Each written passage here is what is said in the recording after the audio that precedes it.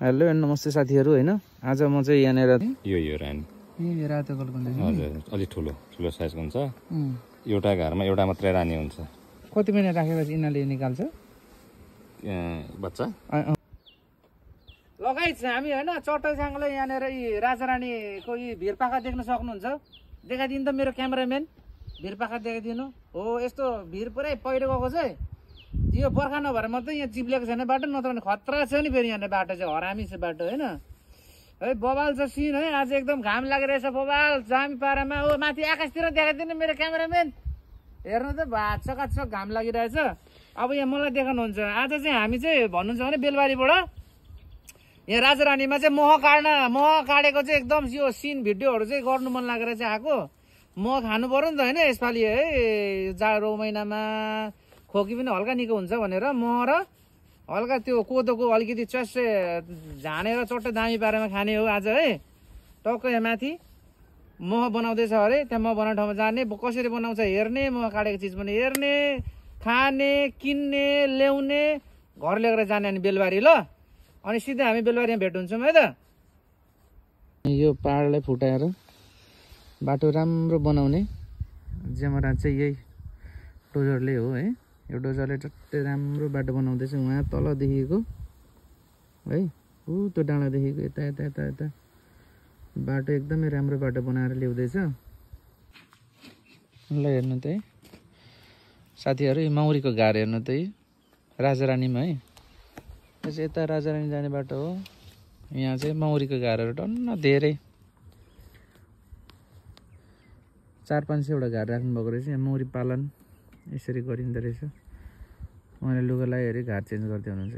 कि मह झिकिनु भएको मह झिक्दै हुन्छ क्या कति मजाले यसरी गर्दैछ त्यहाँ चाहिँ तोरीबारीमा मौरी चर्छ अनि चरेर आएर यहाँ चाहिँ मह लिएर आइरहेछ है कति मजाले लिएर आएछ त्यसको रानी हेर्नुहोस् यो छ नि हजुर यो कुन चाहिँ रानी चाहिँ यो रानी ए रातो कलको हजुर अलि ठुलो साइजको हुन्छ एउटा घरमा एउटा मात्रै रानी हुन्छ कति महिना राखेपछि यिनीहरूले निकाल्छ बच्चा अब यो रानी छ भने त यिनीहरूको सिजनमा त के अरे अत्याधिक फुल पार्छ हजुर अनि कन्टिन्यू यसले फुल पारेकै पुरानो मौरी मर्छ नयाँ बच्चा पार्छ अनि चाहिँ मह काट्छ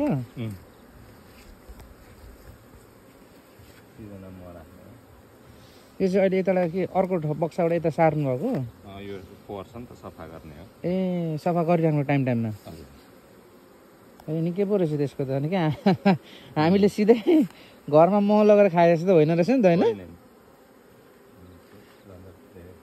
साफ सफाइ गर्नु पर्यो टाइममा हेर्नु पर्यो अनि यो चाहिँ रातभरि दिनभरि यहीँ हुन्छ कि यही हुन्छ कति अस्ति असारमा ल्याएको असारदेखि ए अनि अब तल तराईमा चाहिँ कहिले लानुहुन्छ भोलि लानुहुन्छ भोलि लाने स्पेसल कुन ठाउँतिर जानुहुन्छ अहिले लक्ष्मीमार्ग जान्छ ए यो सबै जान्छ हजुर त्यसको चाहिँ भोक्लाबारी ए लक्ष्मीमार्ग कति महिना राख्नुहुन्छ पुससम्म बस्छ पुससम्म ए अनि त्यहाँ चर्छ अनि फेरि ओक्लाबारी जान्छ ओक्लाबारीबाट फेरि यहीँ आउँछ ए सिजन अनुसार सर्नु हुँदो रहेछ नि सिजन अनुसार जे फुल्छ यहाँ त साथीहरू मौरी यसरी पालन गरिँदो रहेछ अनि कहाँ म खाएको चाहिँ घरमा खाए जस्तो कहाँ सजिलो आयो 200-300 रुपियाँ मान्छे है किन्नुको लागि कस्तो गर्छन् है तर यो मेहनत देखेर त अनि लास्टै पढाइ हुने रहेछ नि त लगभग टोटल यो प्रोसेस हुन लागि चाहिँ यो मह बन्नको लागि कति समय लाग्यो यसले होइन यस्तो हो तपाईँको सिजन तोरी सिजनमा तपाईँको मस्त तोरी फुलेको छ तपाईँको मौरीको घार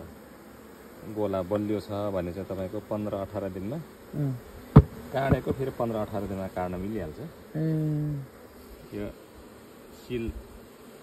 मह सिल हाल्नुपर्छ कि अनि सिल भनेको केले चाहिँ सिल भन्छ यो मह टाल्नुपर्छ ए यसलाई सिल बच्चाको हो होइन यो बच्चा हो अनि यो मह राख्छ नि यताउति मह चाहिँ टाल्नुपर्छ ए अनि चाहिँ बन्न सुरु हुन्छ है हजुर त्यो चाहिँ काट्न मिल्छ अनि यो पछाडिको तपाईँको नाम चाहिँ के पो रहेछ मेरो दलबहादुर मगर ए तपाईँ लेटाङकै हो हजुर मेरो घर यही हो लेटाङ 1 राजारानी राजारानीको है लेटाङै पऱ्यो नि हजुर लेटाङै पर्यो है यति मजाले यसरी या कहाँ सजिलो छ है मह खानु